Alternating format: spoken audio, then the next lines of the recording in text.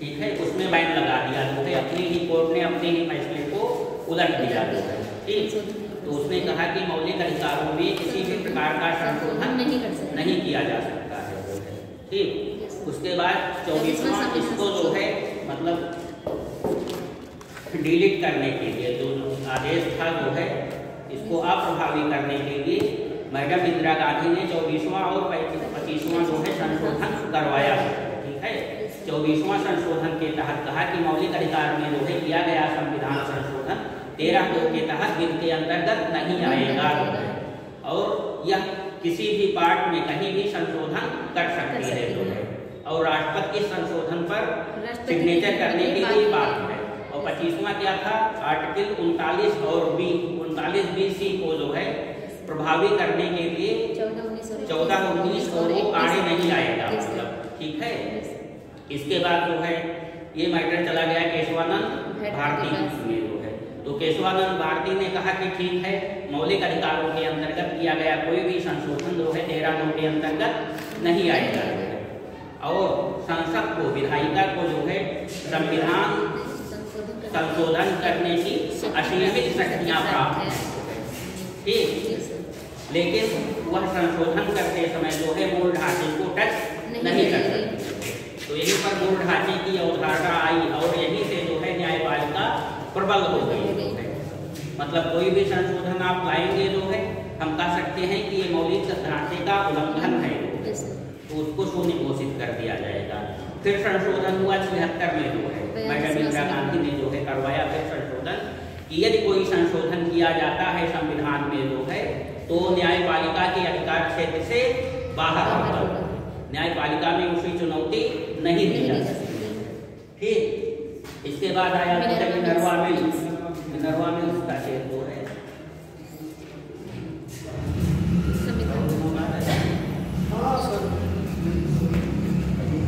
Minerva mills का case है। उसने कहा कि नहीं, जो केशवानंद भारती का डिसीजन है मूल ढांचे को जो है टच नहीं किया जा सकता है और इसने कहा कि जो है मौलिक अधिकार और नीति निर्देशक तत्व में विवाद होना ही नहीं चाहिए, ये विवाद इसमें आना ही नहीं चाहिए, क्योंकि जो है इसमें प्रमुखता की कोई बात ही नहीं है कि कौन प्रमुख है जो है, कौन किस पर वरीयता है, बल्कि ये गाड़ी के दो पहिए हैं। शासन व्यवस्था, समाज व्यवस्था तभी जो है सुचारू रूप से चल सकती है जब नीति निर्देशक तत्व और मौलिक अधिकार एक दूसरे के पूरक बनकर के सामंजस्य स्थापित करते हुए कार्य करेंगे। तो विवाद का इसमें प्रश्न ही नहीं उठता है जो है। तो इस प्रकार से जो काफी लंबे पीरियड से 51 से चला आ रहा था जो है, मिनर्वा मिल्स ने जो है इस विवाद का पटाक्षेप कर दिया कि मौलिक अधिकार बड़ा है या नीति निर्देशक तत्व, इस पर कौन सुपीरियर है कौन इंफीरियर है। जो है सुपीरियर इंफीरियर की कोई बात नहीं, दोनों एक दूसरे के पूरक हैं। शासन संचालन के लिए दोनों की ही महती आवश्यकता है, दोनों ही सम्मान योग्य है। ठीक है, तो इस प्रकार ये विवाद का अंत हुआ जो है।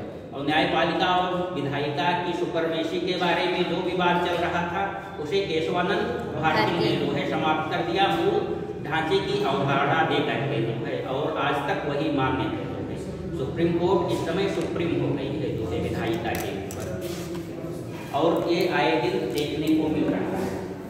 दूसरा आता है जो है मौलिक अधिकार और नीति निर्देशक तत्व में कौन अंतर है, क्या अंतर है। तो आप लोग इतना पढ़ चुके हैं, अंतर जो है स्वयं से समझ सकते हैं। मौलिक अधिकार न्याय योग्य है, वाद योग्य है, ठीक है, जबकि नीति निर्देशक तत्व जो है न्याय योग्य या वाद योग्य नहीं है। जो है मौलिक अधिकार व्यक्तिगत हित की बात करता है, वो व्यक्तिगत अधिकार है जो है, लेकिन ये सामूहिक अधिकार की बात करता है। ठीक है, लोक कल्याण की अवधारणा पर आधारित है। मौलिक अधिकार राजनीतिक लोकतंत्र की स्थापना करता है, जबकि नीति निर्देशक तत्व सामाजिक और आर्थिक लोकतंत्र की स्थापना करके लोक कल्याण का मार्ग प्रशस्त करता है। मौलिक अधिकार को कोर्ट में चुनौती दे सकते हैं, नीति निर्देशक तत्व वही वाद योग्य नहीं है। तो ये जो है लोक कल्याण वेलफेयर स्टेट की बात करता है, और संविधान के उद्देश्यों की जो है स्पष्ट झलक जो है नीति निर्देशक सिद्धांतों में ही मिलती है। जो है मौलिक अधिकार में भी मिलती है, लेकिन सबसे व्यापक जो है नीति निर्देशक सिद्धांतों में ही मिलती है। तो ये इतना अंतर फिर जो है इस तरीके के और कोई अंतर आएंगे। जैसे मौलिक अधिकार को निलंबित किया जा सकता है, हैं? आपातकाल में निलंबित किया जा सकता है ना। अनुच्छेद जो है आर्टिकल 39, 19 जो है जैसे 358 आया, आर्टिकल 19 तुरंत काम जो है डिलीट हो गया, निलंबित हो गया। और अन्य मौलिक अधिकारों को आर्टिकल 359 के तहत जो है राष्ट्रपति आवश्यकता अनुसार जो है निलंबित कर सस्पेंड कर सकता है, लेकिन किसको छोड़ करके 20-21 को जो है कभी नहीं निलंबित किया जा सकता है। लेकिन नीति निर्देशक तत्व पर ऐसी कोई बात नहीं है, वो हमेशा बने रहते हैं, उसमें किसी आर्टिकल को निलंबित नहीं किया जा सकता है। ये आता है कि गांधीवादी नीति निर्देशक तत्व कौन कौन से हैं। तो गांधीवादी विचारधारा को फॉलो करने वाले नंबर 1 ग्राम पंचायतों का गठन। गांधी जी का सपना था जो है वो ग्राम पंचायतों को ही जो है कहते थे जो है भारत गांव में बसता है।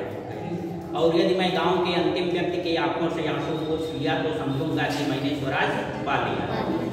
ठीक है, तो ये ग्राम स्वराज की जो है अवधारणा जो है किसकी थी? गांधी जी। शराबबंदी एक पढ़े हैं आपको, शराबबंदी थी गांधी जी की अवधारणा। शराबबंदी के लिए जो है उन्होंने काफी कुछ अनशन किया था, जो है आंदोलन किया था महिलाओं को साथ में करके। तो जो शराब पर बैन किया गया है ये किस आर्टिकल में है? 14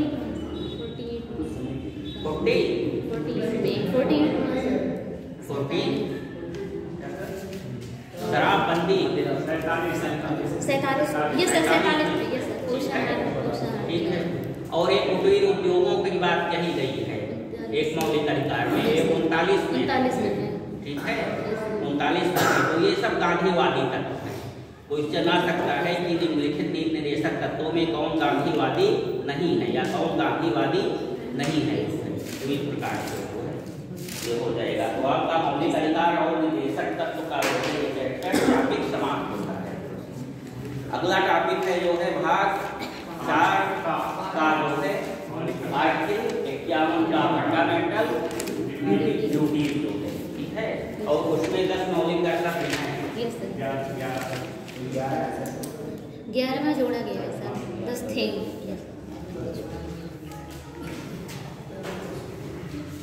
संविधान, मूल संविधान में कितने मौलिक कर्तव्य थे? एक भी नहीं थे सर, 0 थे। तो ये 1976 में जो है ये ऐड किया गया आर्टिकल है, एक पार्ट ऐड किया गया भाग 4 का जो है, और 51 का आर्टिकल ऐड की गई। किस कमेटी की? सरदार स्वर्ण सिंह कमेटी की संशोधन पर। तो मौलिक कर्तव्य के लिए एक समिति नहीं बनी थी, ये कमेटी नहीं बनी थी, बल्कि पूरे जो है 42वें संविधान संशोधन की सिफारिश करने के लिए जो है ये कमेटी बनी हुई। जितने भी संशोधन हुए हैं जो है 42 में बहुत सारे संशोधन हुए हैं। ये मिनी कॉन्स्टिट्यूशन एक तरीके से कहा जा सकता है, श्रीमती गांधी जी ने संशोधन करवाए हुए। तो सरदार स्वर्ण सिंह की कमेटी बनाई गई थी संविधान संशोधन के लिए, उनकी सिफारिश के आधार पर जो है सारे संशोधन हुए हैं। तो उसमें एक संशोधन ये भी था ऐड किया गया मूल कर्तव्य। ठीक है, तो ये मूल कर्तव्य सरदार स्वर्ण सिंह समिति की सिफारिश पर। और ये अवधारणा कहाँ से ली गई है? सोवियत संघ से। मौलिक अधिकार जो है यूनाइटेड स्टेट से जो है, और ये सोवियत संघ से जो है मौलिक कर्तव्य जो है। ठीक है, तो नीति निर्देशक तत्वों की तरफ से जो है ये भी नैतिक कर्तव्य है, वाद योग्य या न्याय योग्य नहीं है। यदि आप मौलिक कर्तव्यों का पालन कर रहे हैं जो है, तो संविधान ऐसी दंड विधान की व्यवस्था नहीं किया है जो है कि आप दंडित हैं। ये आपकी स्वेच्छा है कि आप जो है मौलिक कर्तव्यों का पालन करते हैं या नहीं करते हैं, स्वेच्छा पर आधारित बात नहीं है। लेकिन एक अच्छे नागरिक के लिए जो है जिस प्रकार से आपको अधिकार और स्वतंत्रताएं दी गई है जो है देश ने दिया है, उसी प्रकार से मौलिक कर्तव्यों का पालन करना भी आपका एक नैतिक दायित्व है, नैतिक कर्तव्य है। ठीक, तो इसमें जो है आप लोग लिख ही लिए होंगे संविधान का पालन करना, उसके आदर्शों और राष्ट्रगान का सम्मान करना। एक बात ध्यान रखिएगा, संविधान का पालन करना, उसके आदर्शों, संस्थाओं, राष्ट्रध्वज और राष्ट्रगान। राष्ट्रगीत इसमें नहीं दिया है। Yes sir. ये बात याद रखिएगा कि राष्ट्रगीत का सम्मान करना जो है संविधान में नहीं दिया है। अब ये क्यों नहीं दिया है, बल्कि देना चाहिए था, जो है ये नहीं दिया गया। अब तो मान्यता नहीं गई है, अब तो मान्यता नहीं है क्या? अभी सर कुछ न्यूज में आया था कि राष्ट्रीय गीत को भी मतलब वो दिया जाना चाहिए। दिया जाना चाहिए।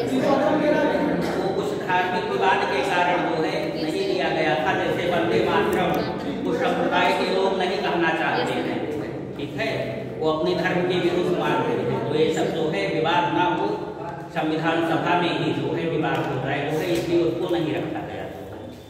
और दूसरा है जो है आपका स्वतंत्रता आंदोलन के लिए हमारे राष्ट्रीय आंदोलन को प्रेरित करने वाले कुछ आदर्शों को हृदय में संजोए रखना और उसका सम्मान करना।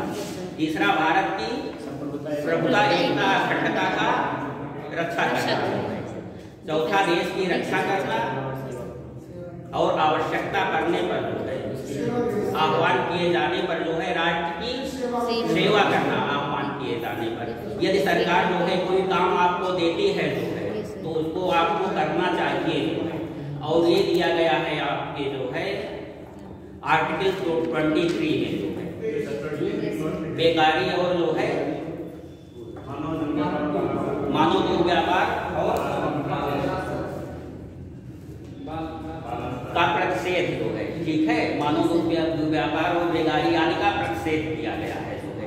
मतलब बिना पारिश्रमिक लिए जो है आप किसी से बेगार में कोई काम नहीं करवा सकते हैं। लेकिन उसमें एक अपवाद दिया है कि सरकार यदि जो है सार्वजनिक सेवा के लिए जो है कोई कार्य आपसे करवाती है जो है तो ये आर्टिकल प्रतिबंधित नहीं करेगा। तो मतलब सरकार बिना पारिश्रमिक दिए जो है आपसे कोई कार्य करवा सकती है, ठीक। तो उसी तरीके की बात इसमें दिया गया है। आह्वान करने पर जो है देश की आप सेवा करें, जो सरकार कहा है, सरकार कर रही है, उसको आप फुलफिल कीजिए जो है। पांचवा क्या है? भारत के सभी लोग में समझता और समान भ्रातृत्व की भावना का विकास करें तथा स्त्रियों के प्रति सम्मानजनक बर्ताव करें। ऐसे प्रथाओं का त्याग करें जो स्त्रियों की सम्मान के विरुद्ध, ठीक है। और ये बात नीति निर्देशक तत्व में भी कही गई है, DPSP में भी है जो है ये बात जो है।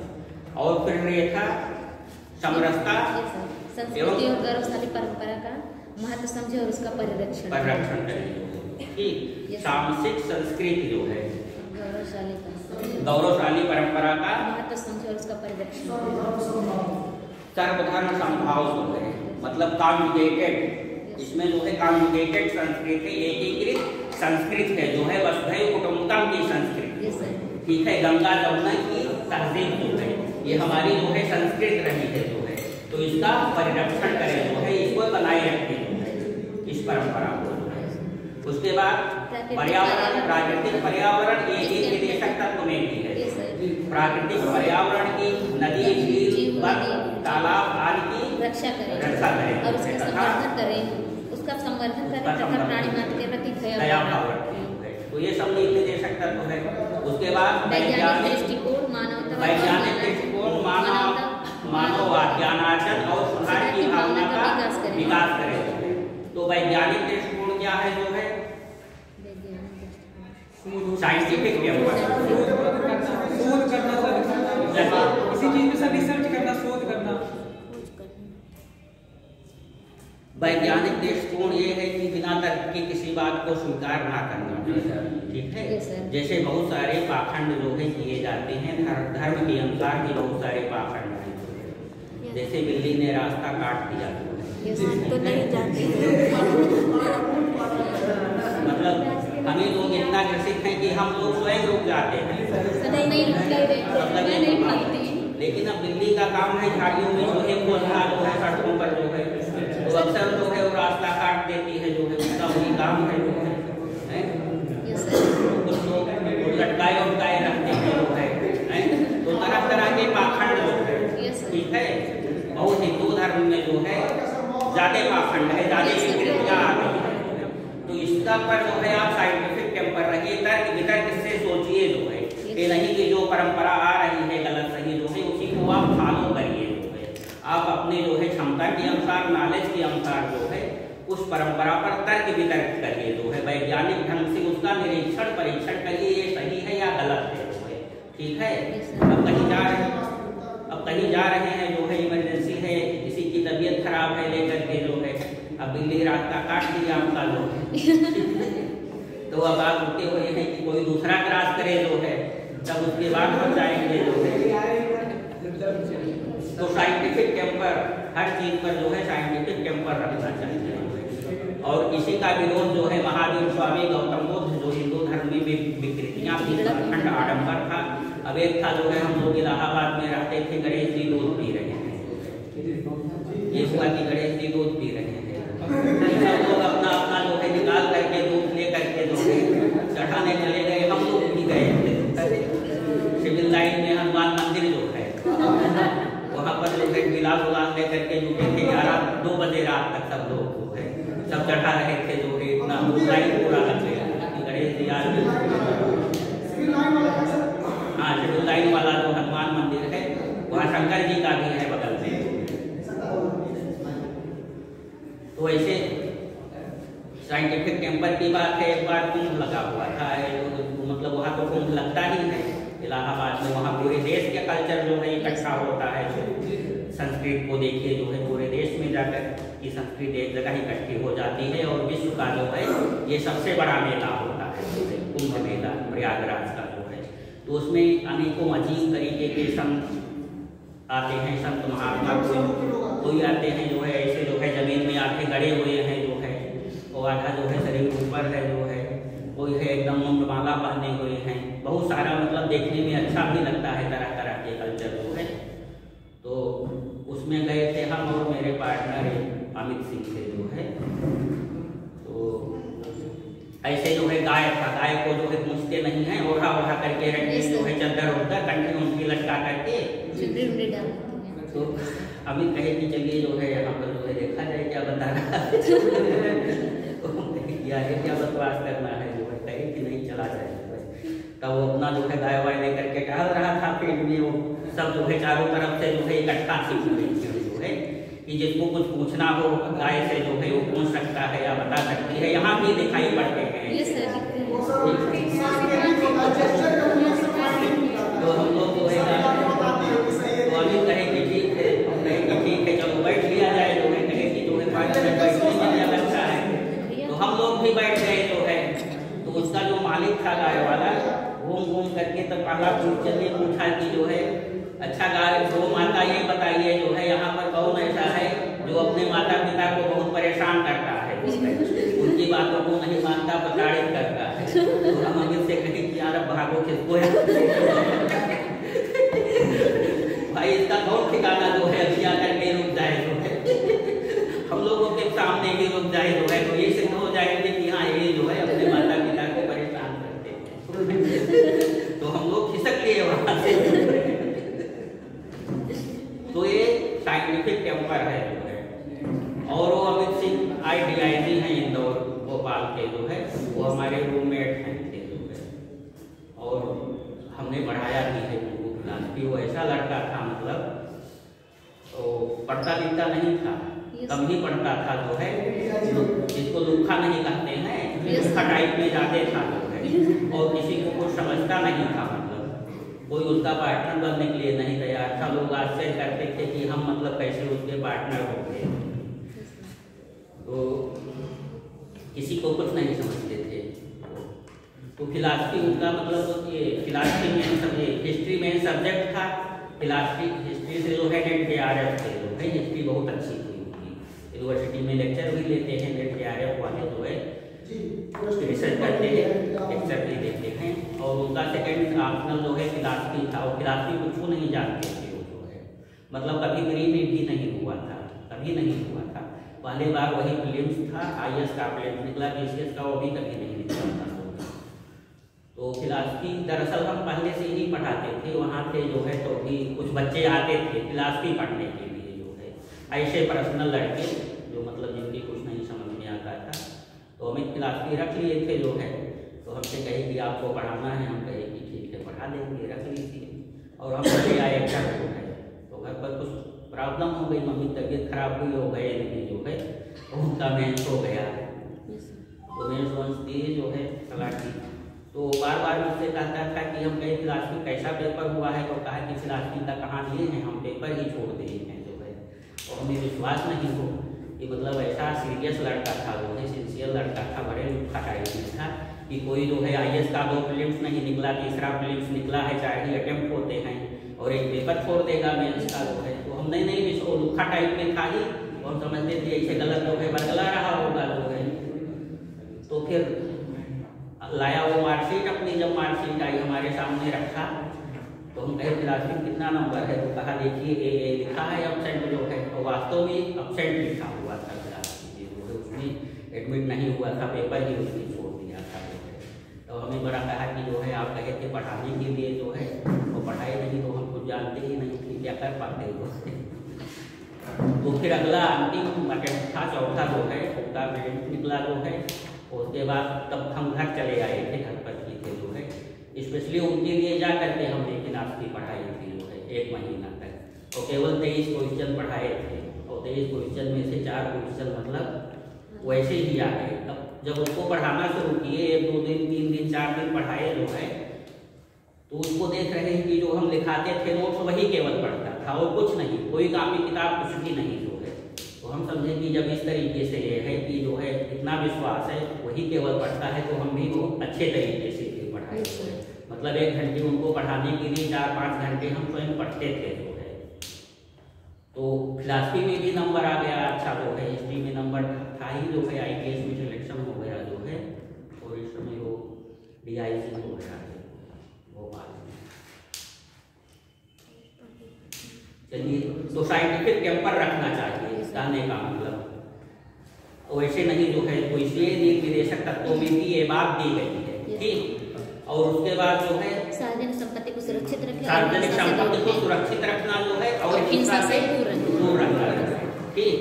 और इसके बाद व्यक्तिगत एवं सामूहिक गतिविधियों के क्षेत्र में जो है मतलब अपना व्यक्तिगत विकास भी करें और सामूहिक पूरे समाज का भी विकास करें जो है, जिससे पूरा राष्ट्र का विकास हो और राष्ट्र जो है नई ऊंचाइयों को स्पर्श कर ले जो है, हमेशा जो है राष्ट्र का विकास हो, ठीक।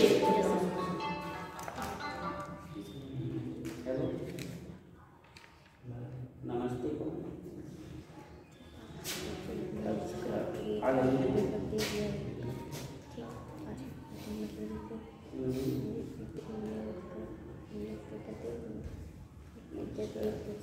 ठीक है, तब कल परसों से पढ़िएगा।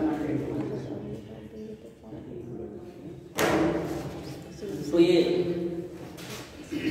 और अंतिम आर्टिकल है आपके 11वां आर्टिकल, ये ऐड किया गया था, हम पहले ही बता चुके हैं 86 में जो है 3 आर्टिकल शिक्षा से संबंधित जोड़े गए, तो मौलिक अधिकार में ही ऐड किए गए हैं, नीति निर्देशक तत्व में भी ऐड किए गए हैं, और आपके मूल कर्तव्य में भी ऐड किए गए हैं।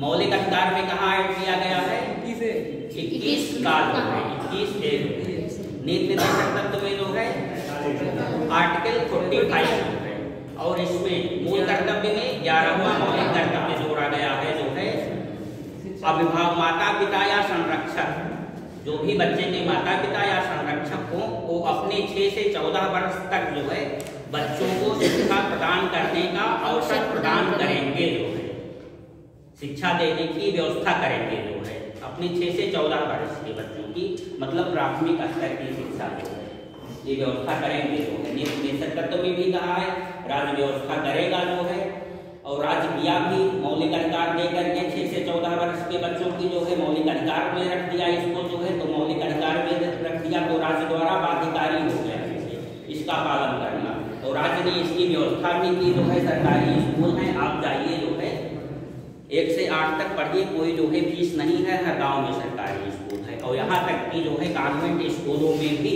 कुछ आरक्षण की व्यवस्था स्थापित कर दी गई है जो है कि इतने बच्चों को उनके जो है आरक्षित रहेगा जो है, प्रवेश लेना अनिवार्य है।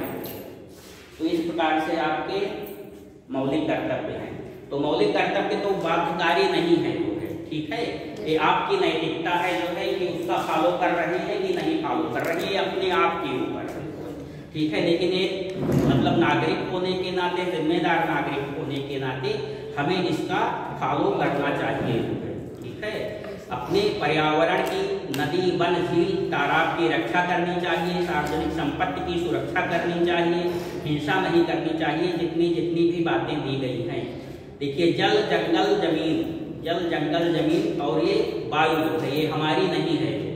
ये जो भौतिक संसाधन है जो है, जो हमारे पास खेत है जो है, या पर्यावरण है, नदी तालाब जिसका हम यूज कर रहे हैं, पानी पी रहे हैं जो है, ये हमारी नहीं है। या हमारी अपनी जमीन जो हमारे नाम से है वो भी हमारी नहीं है जो है, ये हमारे पूर्वजों की संपत्ति है जो है, ये पूर्वजों द्वारा बनाई गई संपत्ति है, उनकी संपत्ति थी जो है, और उन्होंने हमें जो है ट्रांसफर किया जो है कि अगली पीढ़ी को, और वो पीढ़ी अगले को ट्रांसफर की, वो पीढ़ी अगले को ट्रांसफर की, और वो आज हमारे पास आई है ट्रांसफर होकर के जो है।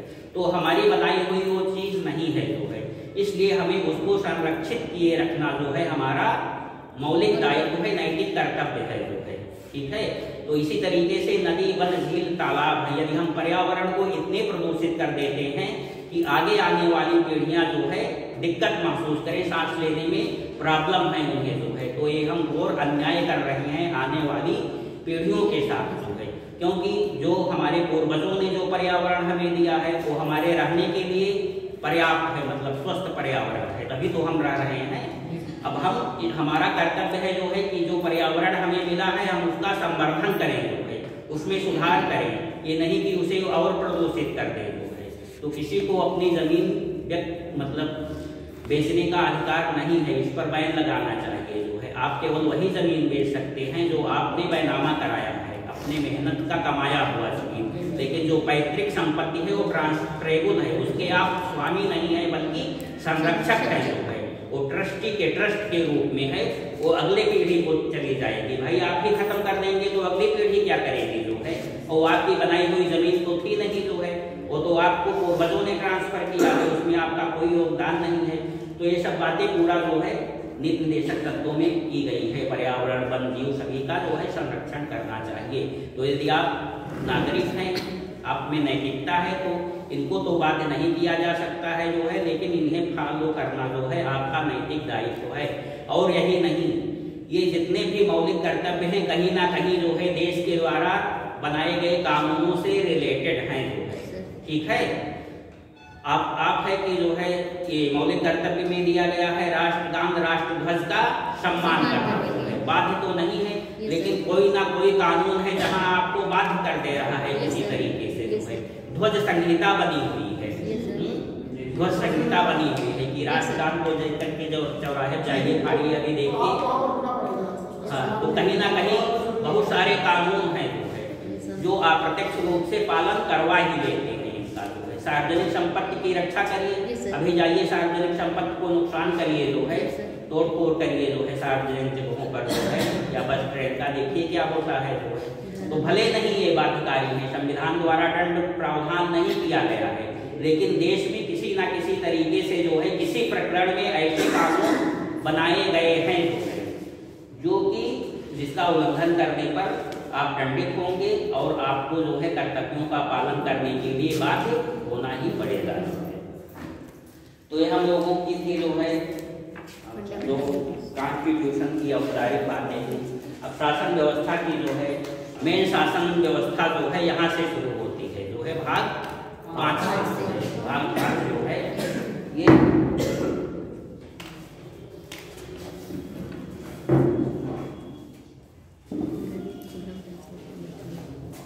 संघीय शासन।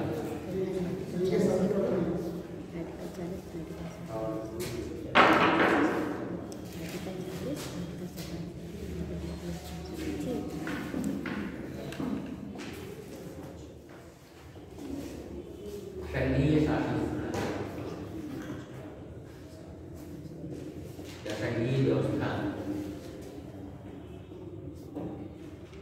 आर्टिकल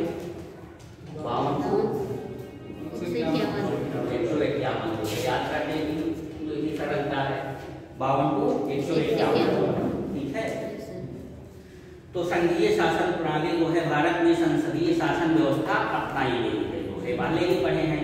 ब्रिटेन की संसदीय शासन व्यवस्था तो पहले ही, जिसमें राष्ट्राध्यक्ष या शासनाध्यक्ष जो है वो औपचारिक प्रधान होता है, जो है औपचारिक प्रमुख होता है।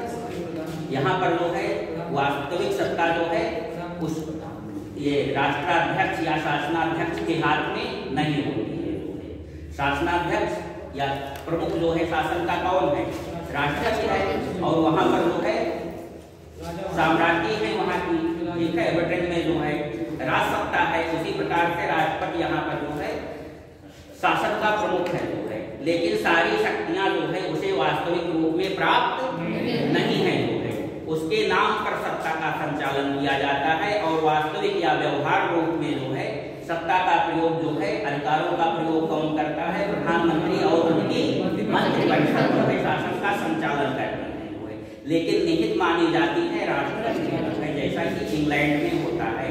तो संसदीय शासन में दो प्रकार की सत्ताएं जो है देखने को मिलती है, एक औपचारिक सत्ता और दूसरी वास्तविक सत्ता, या एक नाम मात्र की सत्ता या दूसरी व्यवहारिक सत्ता, ठीक है। तो राष्ट्रपति अपना इसी तरीके से है। तो आर्टिकल जो है 52 में राष्ट्रपति की व्यवस्था की गई है, भारत का एक राष्ट्रपति होगा, भारत का एक राष्ट्रपति होगा, ठीक।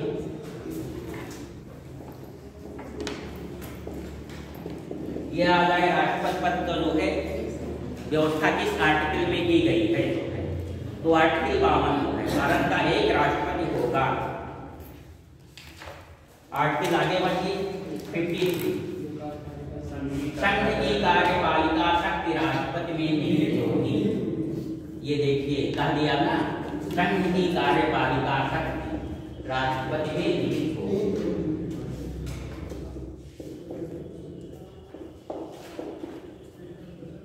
कार्यपालिका, विधायिका, न्यायपालिका, ठीक है। कार्यपालिका मतलब प्रशासन जो कानून को लागू करता है। तो ये राष्ट्रपति से लेकर के चपरासी सफाई कर्मी तक होता है कार्यपालिका के अंदर, तो उसका प्रमुख जो है, कार्यपालिका का प्रमुख जो है राष्ट्रपति होता है, और पूरी कार्यपालिका शक्तियां, देश की समस्त कार्यपालिका शक्तियां जो है राष्ट्रपति में निहित होंगी। ये कहा दिया गया है, कार्यपालिका का प्रमुख जो है राष्ट्रपति है, जो है जिसका, अब आगे देखिए, जिसका प्रयोग हुआ, जिसका प्रयोग हुआ, बहुत इंपॉर्टेंट लाइन है, वह स्वयं या इस संविधान के अनुसार, इस संविधान के अनुसार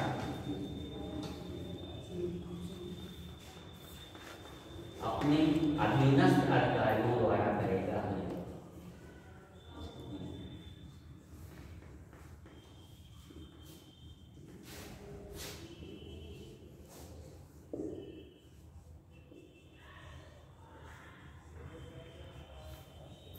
ये बहुत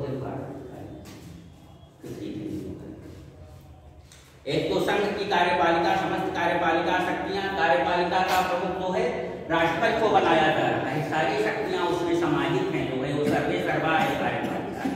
और दूसरा कर रहा है जिसका प्रयोग वह स्वयं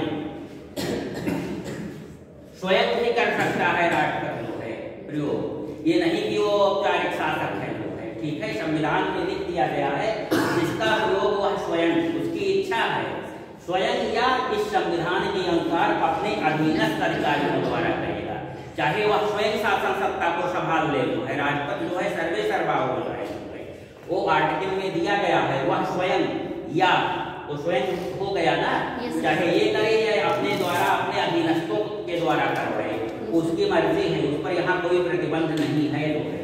तो राष्ट्रपति किस तरीके से जो है सर्वे सर्वा वास्तविक शासक भारत में बन सकता है, संविधान की इस आर्टिकल के अनुसार, इस आर्टिकल में व्यवस्था दे दी गई है, लाइन दे दी गई है, शब्दावली, जिसका प्रयोग वह स्वयं भी वो कर सकता है, जरूरी नहीं है अधीनस्थों द्वारा करे, उसकी इच्छा है।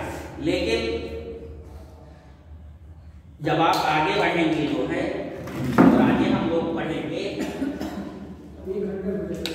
तो वहाँ इस पर जो है इसका विरोधी बातें आ जाती हैं। आर्टिकल जो है 73 है, राष्ट्रपति को सहायता देने के लिए जो है एक मंत्रिपरिषद, राष्ट्रपति को कार्यों में सहायता देने के लिए एक मंत्रिपरिषद होगी, जिसका प्रधानमंत्री होगा, और राष्ट्रपति जो है इनके द्वारा दिए गए सलाह के अनुसार कार्य करेगा।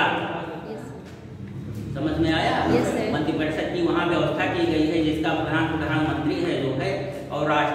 उसके द्वारा दी गई सलाह के अनुसार ही कार्य करेगा। तो इसका विरोधी हो गया ना, यस सर। दोनों विरोधी बातें। सेकेंड आर्टिकल 70, अच्छा ठीक 74 होगा, ठीक है। Yes. और इसमें बाद में एक जोड़ दिया गया उपबंध जो है कि दोबारा मतलब पुनर्विचार के लिए राष्ट्रपति जो है किसी भी बात को जो है पुनर्विचार के लिए कोई सलाह दिया जा रहा है, मंत्रि परिषद दे रही है जो है, तो इतना राहत दे दिया गया कि उसे ये मोरारजी देसाई ने संशोधन किया था इसमें जो है कि एक राहत जो है राष्ट्रपति को प्रदान कर दिए कि यदि कोई प्रस्ताव जाता है कि इसको हाँ आप करिए, तो राष्ट्रपति जो है दोबारा पुनर्विचार करने के लिए वापस भेज सकते हैं। लेकिन अगर पुनर्विचार करके फिर उसी मूल रूप में जो है जाता है तो अब उन्हें जो है उस पर सिग्नेचर करना ही होगा जो है, दोबारा एक जाता है। Yes sir. हाँ, उनका मतलब एक छूट दे दी गई कि आप पुनर्विचार करने के लिए वापस भेज सकते हैं। तो यदि हाँ आपने कुछ सिफारिश किया पुनर्विचार करने के लिए भेजे, हम उस संशोधन कर रहे हैं, तब तो ठीक है आप साइन करेंगे ही करेंगे। लेकिन यदि हम कुछ ना करें फिर उसी रूप में भेज दें जो है आपके पास, तो राष्ट्रपति महोदय बात करने के लिए इस प्रकार जो है औपचारिक जो है और कुछ व्यवहारिक स्थितियां भी थी जो है देश की, जिसके कारण राष्ट्रपति जो है औपचारिक बना ही रहा जो है। व्यवहारिक स्थितियां जैसे भारत स्वाधीन हुआ जो है, राजेंद्र प्रसाद बहुत सीधे साधे व्यक्ति थे, प्राइम मिनिस्टर जो है उतना छल कपट या तानाशाही नहीं थी। पंडित जवाहरलाल नेहरू जो है पूरे छाए हुए थे दुनिया भर में जो है, गांधी जी का बड़ा हस्त प्राप्त था उन्हें जो है, और गांधी जी जो है केवल हिंदुस्तान के लीडर नहीं विश्व के लीडर थे जो है। गांधी जी जो है, गांधी जी मतलब का व्यक्तित्व बहुत विराट था जो है, गांधी जी का व्यक्तित्व। यहाँ तक कि जो है आइंस्टीन एक वैज्ञानिक है, सुने होंगे आइंस्टीन जो है, गांधी जी आध्यात्मिक व्यक्ति थे ना, वो धर्म को मानते थे। रघुपति राघव राजा राम जो है वो कहते थे कि ऐसी राजनीति बेकार है, पूरा कबाड़ा है, तो धर्म से आच्छादित ना हो जो है, धर्म रहित राजनीति होनी ही नहीं चाहिए। तो धर्म के पूरे समर्थक थे, पूजा पाठ भी हमेशा करते थे, प्रतिदिन किया करते थे गांधी जी जो है, तो आध्यात्मिक पुरुष थे गांधी जी जो है। जबकि आइंस्टीन एक वैज्ञानिक थे, तो विज्ञान और अध्यात्म में विरोध होता है ना, विज्ञान धर्म वगैरह को नहीं मानता है जल्दी से। लेकिन आइंस्टीन ने ये कह दिया कि जो है 500 साल बाद जो है आने वाली पीढ़ियां बहुत कठिनता से जो है ये विश्वास कर पाएंगी कि एक ऐसा भी आदमी धरती पर चला था, बिना हाड़ मास वाला जो है, एक ऐसा भी बुजुर्ग धरती पर कभी चला था जो है। तो बहुत बड़ी बात कह दिया जो है, एक वैज्ञानिक जो है कितना सम्मान कर रहा है महात्मा गांधी का, कि 500 बाद जो पीढ़ियां आएंगी और इनके गुणगान को महात्मा गांधी के कृतित्व को देखेंगी पढ़ेंगी, तो ये विश्वास नहीं कर पाएंगे कि कोई ऐसा भी महामानव पृथ्वी पर कभी चला हुआ था। तो ये महिमा है, क्यों इसका माना जाता है? बहुत सारे लोग नहीं मानते हैं, गांधी जी का विरोध करते हैं। तो अच्छाइयाँ और बुराइयाँ हर व्यक्ति में होती है जो है, बुराइयों से जो है राम और कृष्ण भी अछूते नहीं रहे हैं, लोग उनमें भी कमियाँ निकाल देते हैं। तो आप उनकी अच्छाइयों को देखिए जो है, बुराइयों को नजरअंदाज करिए जो है। और जितने स्वाधीनता सेनानी थे, गांधी जी ने केवल जो है भारत की आज़ादी के लिए आंदोलन नहीं किया है जो है, बल्कि वो समाज और देश के जो है हित के लिए, उत्थान के लिए भी बहुत सारे कार्य किए हैं जो है। जैसे शराबबंदी ही देख लीजिए, छुआछूत भी देख लीजिए जो है, अहिंसा ही देख लीजिए जो है। तो बहुत सारे ऐसे सामाजिक कार्यों को भी में भी उन्होंने पार्टिसिपेट किया है जो है। ये नहीं कि केवल स्वाधीनता आंदोलन का कार्य किए। इसलिए सब कुछ मिला करके जो है गांधी जी एक विराट व्यक्तित्व जो है बन करते हैं। तो साइंटिफिक टेम्पर के बाद की जो है राष्ट्रपति कार्यपालक, तो ये स्वयं ही डिक्टेटर बन जाता है जो है संविधान द्वारा जो है, जिसे यहाँ पर छूट दी गई है। लेकिन अगले आर्टिकल में जो है इस पर ये दूसरे तरीके की आर्टिकल 54 राष्ट्रपति महोदय का निर्वाचन है जो है, तो इनका निर्वाचक मंडल द्वारा होता है, ठीक है। राष्ट्रपति का निर्वाचन, एक निर्वाचक मतलब प्रत्यक्ष निर्वाचन नहीं होता। हम लोग आम पब्लिक जो है राष्ट्रपति को नहीं देते हैं, दिए हैं आप लोग नहीं दिए हैं ना। तो इनका निर्वाचन जो है अप्रत्यक्ष रूप से होता है। आर्टिकल 45 में लिखा है जो है राष्ट्रपति का निर्वाचन जो है एक निर्वाचक मंडल द्वारा होता है, और और उस निर्वाचक मंडल कैसे बनेगा, उसमें कौन होंगे जो है संसद के निर्वाचित सदस्य, संसद के निर्वाचित सदस्य, दोनों शब्दों के मतलब संसद हो गया, चलिए संसद हो गया, संसद के निर्वाचित सदस्य, इसमें लोकसभा राज्यसभा दोनों भी आते हैं, तथा राज्य विधानसभाओं के निर्वाचित सदस्य, राज्य विधानसभाओं के निर्वाचित सदस्य। इसमें ध्यान रखिएगा विधान परिषद नहीं दिया गया है, विधान परिषद नहीं सम्मिलित होगा राष्ट्रपति के निर्वाचन में, जबकि राज्यसभा सम्मिलित होगी, राज्यसभा के मेंबर वोट करेंगे तो है राज्य विधानसभाओं के निर्वाचित सदस्य। देखिए लोकसभा में जो है मनोनीत सदस्य भी होते थे, अब नहीं होंगे जो है, जैसे दो एंग्लो इंडियन को जो है राष्ट्रपति महोदय मनोनीत करते थे लोकसभा में, और अपना जो है राज्यपाल महोदय विधानसभा में एक एंग्लो इंडियन को मनोनीत करते थे, वो निर्वाचित नहीं, मनोनीत मतलब नॉमिनेटेड। तो अब जो है संविधान संशोधन द्वारा जो है 2019 में कौन सा चौथा था 104 जो है एक उसके द्वारा ये हटा दिया गया कि अब इनकी आवश्यकता नहीं है, वो एंग्लो इंडियन लोगों के प्रतिनिधित्व के लिए था, उनकी भी आवाज को सुनी जाए, उनके मेंबर। तो ये अब जो हटा दिया गया है, तो लोकसभा में जो है मनोनीत सदस्य अब नहीं रहते, लेकिन राज्यसभा में मनोनीत सदस्य होते हैं। राज्यसभा के 12 सदस्यों का जो है राष्ट्रपति महोदय साहित्य, विज्ञान, कला और समाज सेवा में जो है जो प्रख्यात पर्सनालिटी होती है, इमीडिएट पर्सनालिटी होती है जो है उनको मनोनीत करते हैं। अब जैसे निर्वाचन हुआ तो नेतागिरी से निर्वाचन से कौन आता है, जो है सीधा साधा आदमी, जैसे जो साहित्य में साहित्यकार है, या जो खेल में जो है, या जो वैज्ञानिक है, या जो कोई कला को जानते हैं, जो वादक रहते हैं, जो है शास्त्रीय संगीत वाले, तो ये लोग खड़े हो जाएंगे तो निर्वाचित नहीं हो पाएंगे ना, मतलब व्यवहारिक परिस्थितियों में, मतलब जीतता कौन है जो है, उसमें बहुत सारे जो है विक्रमवादी चलती है।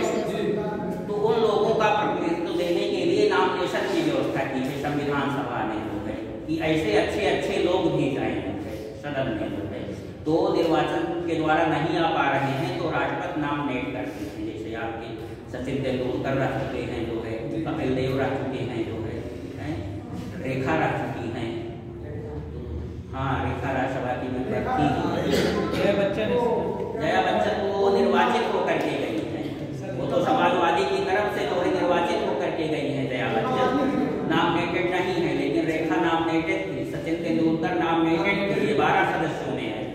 साहित्य, विज्ञान, कला, समाज सेवा में जो प्रख्यात हस्ती है जो है बिना इलेक्शन के, तो ऐसे जो है ऐसे लोग जो है निर्वाचित सदस्य जो है केवल शामिल होंगे जो है, ये सब नहीं शामिल होंगे। क्यों नहीं शामिल होंगे? क्योंकि राष्ट्रपति का निर्वाचन हो रहा है और राष्ट्रपति ने ही इन्हें नियुक्त किया है, राष्ट्रपति की नियुक्ति प्रदान किया है, तो उसी का निर्वाचन हो रहा है जो है, तो पक्षपात नहीं हो जाएगा, तो इसलिए इनको हटा दिया गया है मनोनीत सदस्यों को।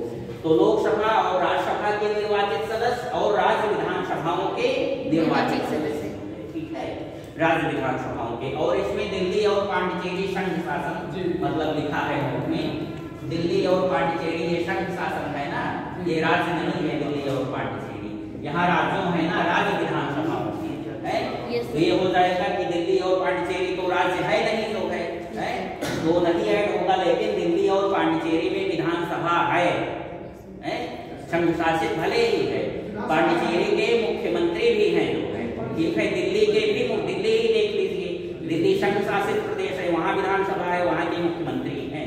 पांडिचेरी के भी यन रंगास्वामी मुख्यमंत्री हैं, वहाँ भी विधानसभा है, और एक जगह और भी विधानसभा है जो है संघ शासित में, केवल 3 ही संघ शासित प्रदेशों में विधानसभा है, अरे विधानसभा 8 में से 8 संघ शासित है ना, 28 प्रांत और 8 संघ शासित जो है, तो 8 में जो है 2 तो हो ही गया आपका जो है, और एक है जो है जम्मू कश्मीर, जम्मू कश्मीर में पहले संघ शासित बन गया है ना, तो वहाँ का विधानसभा समाप्त नहीं घोषित की गई है कि विधानसभा यहाँ नहीं रहेगी, उसको नहीं टच किया गया है, तो इस समय सस्पेंड है, विधानसभा है नहीं, लेकिन वो अस्तित्व में है जो है, मतलब कभी भी विधानसभा की व्यवस्था की जा सकती है। तो जम्मू कश्मीर, दिल्ली और पांडिचेरी, तो ये दिल्ली और पांडिचेरी जो है क्योंकि जो है जम्मू कश्मीर उस समय राज्य था, तो जम्मू कश्मीर में उस समय यहाँ आने की बात ही नहीं थी जब ये लिखा गया है। तो दिल्ली और पांडिचेरी संघ शासित जो है क्षेत्र में विधानसभा है, तो यहाँ के भी सम्मिलित होंगे जो है। देर हो रहा है क्या? बंद करना है क्या? नहीं सर, 5 मिनट है। नहीं हो जाओ, 5 मिनट अभी है। निर्वाचन के ये निर्वाचक मंडल था, ठीक है।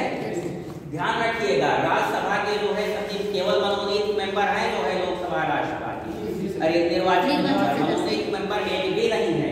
और यहाँ के भी निर्वाचित मेंबर ही होंगे जो है राज्य विधानसभाओं के निर्वाचित सदस्य, और विधान परिषद के सदस्य नहीं होंगे। बार बार कंफ्यूज करने के लिए आता है, लिख देता है लोकसभा राज्यसभा जो है राज्य विधानसभा राज्य विधान परिषद, उपरोक्त में से कौन नहीं है, या उपरोक्त में से सभी है निर्वाचक मंडल में, तो सभी नहीं है, विधान परिषद को आउट कर दिया गया है। या लोकसभा के सभी सदस्य, राज्यसभा के मनोनीत सदस्य, मतलब जैसा भी क्वेश्चन आए तो है, तो ये क्वेश्चन आता है कई बार।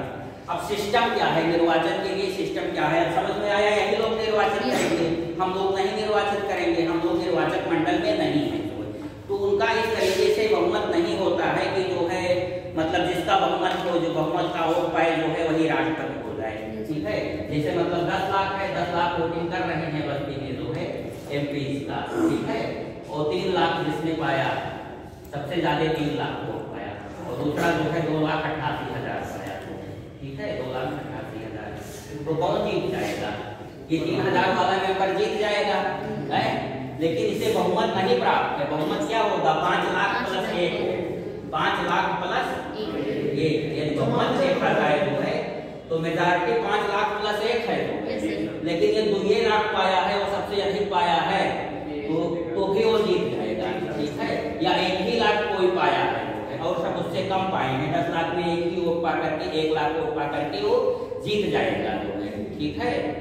तो ये जो सबकी और इस तरीके की मेजॉरिटी जो है इसमें नहीं चलती है, कि मतलब ये नहीं कि जो है आपके सब मिला करके 800 मेंबर हो रहे हैं, सब कुछ मिला करके, या जो है मतलब 5,000 हो रहे हैं मान लीजिए, तो 5,000 में 28,000 प्लस 1 पाना ही पाना है राष्ट्रपति को जो है। ये नहीं कि जो सबसे अधिक पा जाए, चाटकी खड़े हैं वो कोई जो है पा गया 2,000 को जीत जाएगा, नहीं। ये स्पष्ट बहुमत इसमें मतलब है जो है, या बहुमत पाना ही पाना है, ठीक है। तो एक कोटा है, कोटा मतलब फार्मूले से कोटा निर्धारित किया जाता है कि इतने वोटर हैं, तो कोटा कितना वोट का है, कितना वोट पा करके वो विजयी घोषित किए जाएंगे। सर कभी इक्वल नहीं हो सकता, मतलब कभी इक्वल अगर हो जाए, दोनों लोग बराबर वोट पा जाए, तो सर ऐसे कोई व्यवस्था नहीं है उसमें? कुछ व्यवस्था की गई है जो है कि हो जाए, नहीं हो सकता, हो ही नहीं सकता, हो ही नहीं सकता। क्यों नहीं हो सकता?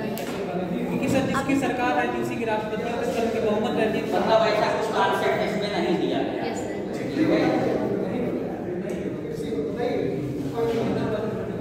वोटिंग कैसे होती है? वोटिंग का दूसरा सिस्टम है। एकल संक्रमणीय आनुपातिक प्रतिनिधित्व प्रणाली, ये याद रखिएगा ये शब्द। एकल संक्रमणीय आनुपातिक प्रतिनिधित्व प्रणाली, ये आपके जो है आर्टिकल 55 में है, 55 निर्वाचन की रीत।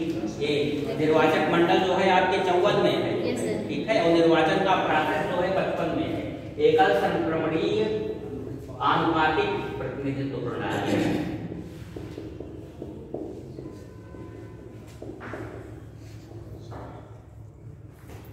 इसमें वोट वैल्यू निकाली जाती है, ठीक है। जैसे MP MLA दोनों मतदान कर रहे हैं ना, इसमें है MP MLA दोनों मतदान कर रहे हैं, तो एक जो है MLA का कितना मूल्य होता है, मतलब विधानसभा सदस्य का, एक विधानसभा सदस्य का मत मूल्य, राज्य की जनसंख्या,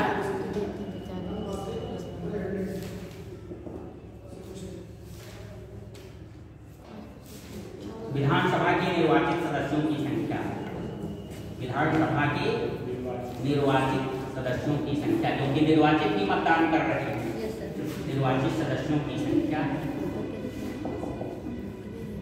× 1/1000, ठीक है। और यदि 5,000 से अधिक आय से भाग दिया जा रहा है ना, है? तो 500 से अधिक आता है, 500 या 500 से अधिक शेष आता है तो वोट में एक जुड़ जाएगा। मान लीजिए इस तरीके से जो है एक विधान की वैल्यू निकाला जा रहा है, एक विधानसभा का सदस्य की वोट वैल्यू कितनी होगी, वो एक वोट दिया तो उस वोट की वैल्यू कितनी मापी जाएगी, ठीक है। तो मान लीजिए 3 पॉइंट आया है, 3 पॉइंट आया तो अगर 3.6 आ गया जो है तो वही आपका जो है ये 4 मान लिया जाएगा, आधे से एक अधिक होगा। तो इसका सिस्टम यही है, एक शेष 500 से अधिक आए जो है तो एक मान लिया जाता है। तो एक सदस्य का जो है आया जो है एक मेंबर का, क्योंकि सारे मेंबर से भाग दिया गया है ना, जितने भी मेंबर हैं, तो एक सदस्य का मतलब पूरी यूपी की जितनी जनसंख्या है और यूपी में जितनी विधानसभा के निर्वाचित सदस्य हैं, तो उससे जो है एक एमएलए का वोटिंग वैल्यू मालूम हो जाएगा, ठीक है। और पूरे देश का कैसे निकाला जाता है, एक एमपी की वोटिंग वैल्यू कैसे निकाली जाती है, एक एमपी की, ये पूरी वोटिंग वैल्यू राज्यसभा के राज्य विधानसभा के सदस्यों का मत मूल्य, विधानसभा के सदस्यों का मत मूल्य बटे संसद के निर्वाचित सदस्यों की संख्या। समझ में आया? मतलब जितने मेंबर इसमें हैं निर्वाचित संसद में, और इनका जितना मत मूल्य आया है, विधानसभा पूरे देश में है जो है, तो उनका जितना वोटिंग वैल्यू निकली है जो है उसमें जो है संसद के सदस्यों की संख्या से, निर्वाचित संख्या से भाग देते हैं, ठीक है। तो अब आ गया मान लीजिए 20,000 आ गया वोटिंग वैल्यू, तो कितना पाना चाहिए, 10,000 प्लस एक वोट पाना चाहिए। इस तरीके से वोटिंग वैल्यू निकाली जाती है, मतलब विधानसभा के मेंबर का, एक मेंबर का वोटिंग वैल्यू और एक एमपी की वोटिंग वैल्यू, इसमें राज्य की जनसंख्या में जो है उस राज्य के विधानसभा सदस्यों की संख्या से भाग दे देते हैं, ठीक है। और इसमें जो है पूरे देश की जो है जितनी वोटिंग वैल्यू आई है विधानसभा सदस्यों की, उसमें जो है एमपी के जितने सदस्य हैं लोकसभा राज्यसभा में निर्वाचित उससे भाग दे देते हैं, फिर दोनों जोड़ देते हैं। ये सिस्टम क्यों अपनाया गया, इसमें लिखा है कि राज्य के सभी क्षेत्रों में एक रूपता और राज्य और केंद्र में समरूपता होगी, राज्य और केंद्र में समरूपता होगी। तो देखिए यहाँ राज्य और केंद्र में समरूपता नजर आ रही है कि नहीं, मतलब राज्य विधानसभा पूरे देश में विधानसभा की जितनी वोटिंग वैल्यू है प्राप्त हुई है उतनी ही वोटिंग वैल्यू जो है संसद के लिए भी है जो है, तभी तो भाग दिया जा रहा है, समझ में आ रहा है कहीं कि नहीं? जितनी भी वोट वैल्यू है मतलब विधायकों को पूरा मत मूल्य है जो है, तो इतना मत मूल्य है जो है विधायकों का, इतना मत मूल्य है जो है 600 मेंबर के लिए, 600 जो है मतलब संसद सदस्यों के लिए, तो एक सदस्य के लिए कितना मेंबर होगा, तो इतना जितना राज्यों में सब वोटर मूल्य है इनमें डिवाइड कर दिया गया कि नहीं, तो समरूपता की बात आ गई कि नहीं, मतलब जितना टोटल राज्यों में जो है वोटिंग है उतना ही वोटिंग उतनी ही वैल्यू संसद सदस्यों को भी दी गई है, तो राज्य और केंद्र में समरूपता होती है। तो ये फार्मूला है जो है, और इस सिस्टम को वोटिंग कैसे होता है जो है, वोटिंग एक दूसरे तरीके का होता है।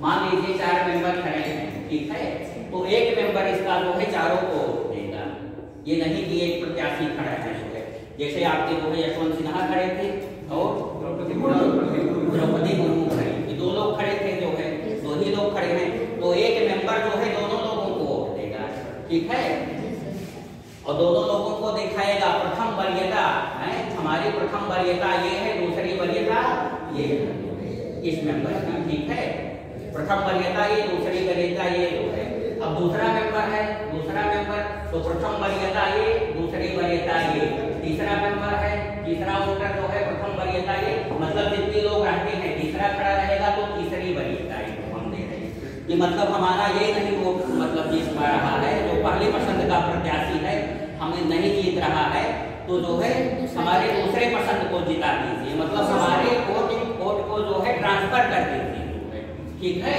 तो एकल संक्रमणीय, जीतता एक है लेकिन संक्रमणीय होता है, वो संक्रमणीय मतलब ट्रांसफरेबल जो है, प्रेफरेंस मतलब प्रथम चक्र की गणना हुई और हो ही नहीं पाया जो है, तो फिर दूसरी वरीयता वाला देखा जाएगा, दूसरी वरीयता कौन दिया, आप किसको दे रहे हैं, फिर दूसरी वरीयता से भी कोटा नहीं पूरा हो रहा है तो फिर तीसरी वरीयता दी जाएगी। तो ये आनुपातिक संक्रमण की जो है आनुपातिक की एकल संक्रमण खैर इसको समझने की आवश्यकता आप लोगों को नहीं है, जो है बस केवल यही नाम याद रखना है और ये फार्मूला याद किए रखिए, बस यही पर्याप्त